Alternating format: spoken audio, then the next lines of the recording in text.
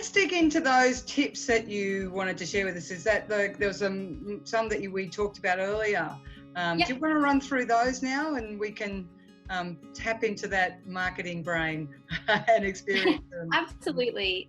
Thanks. So I think, going back to the point about keeping connected, reach out to your clients and let them know. I mean, we have seen some really, really interesting and inspiring pivots in the business space over the last few weeks, from gin distilleries going from selling gin to selling hand sanitizer, which has been an amazing example of, identifying how they can pivot their business to cater to a growing need.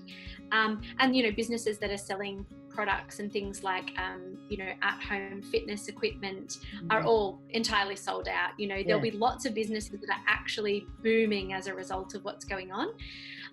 But for those of us who that isn't as easy to do, stay focused on keeping in contact with your clients. If it is, a cafe or a restaurant owner, make sure you're keeping people updated on the change to your business conditions, whether that be, you're now able to offer takeaway and delivery, or, the types of favorite products that people love are still available, so that it's giving them an excuse to engage with you.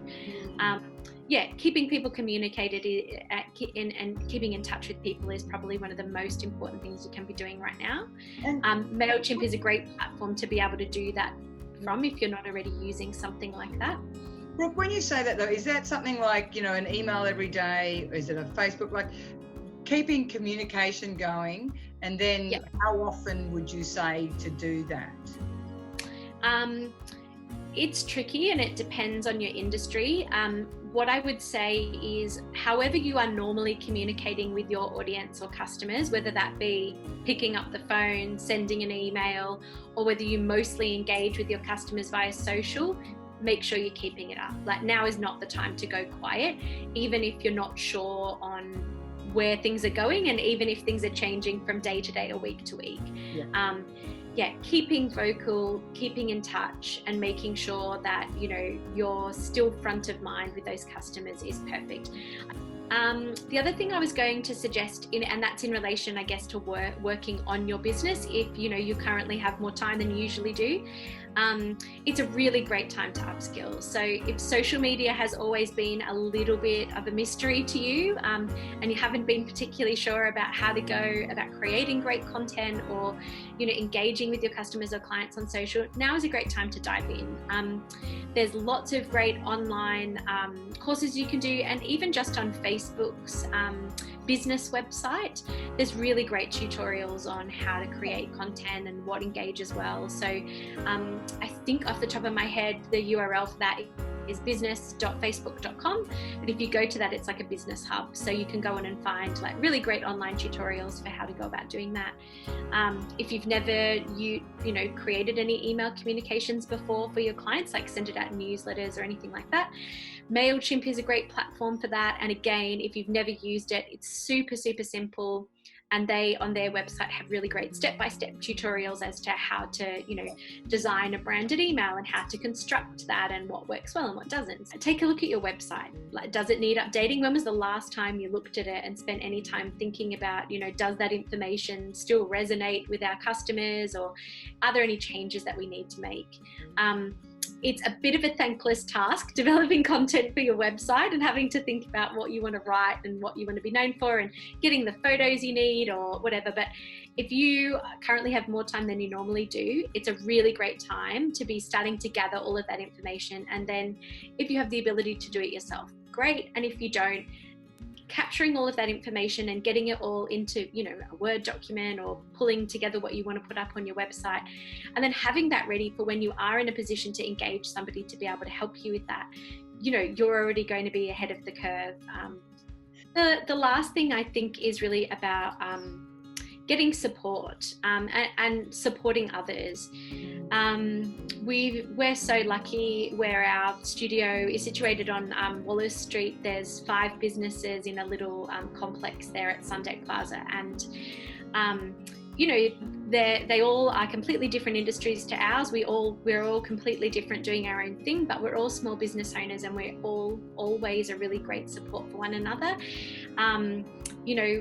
we are all supportive of each other. It's really great, a great morale boost, spending time with any of those businesses. And now that we're all separated and working remotely, that has been something that, we've missed the social interaction and the support that you get just from, having a quick chat about what's going on with them. And I think ultimately being a small business owner is a very isolating experience, even at the best of times.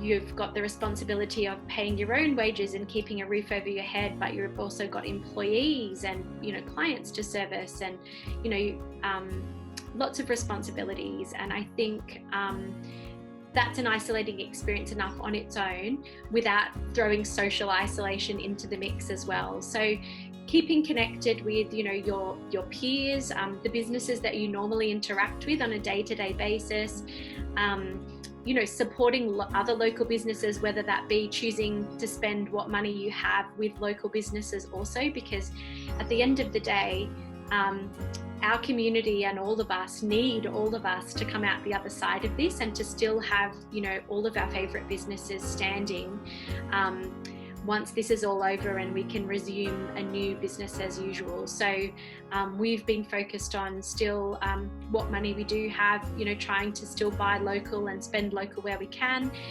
still reaching out and talking to the businesses we're used to talking to, whether it be the place we get our coffee in the morning on the way to work, or, the girls in the businesses next door to ours.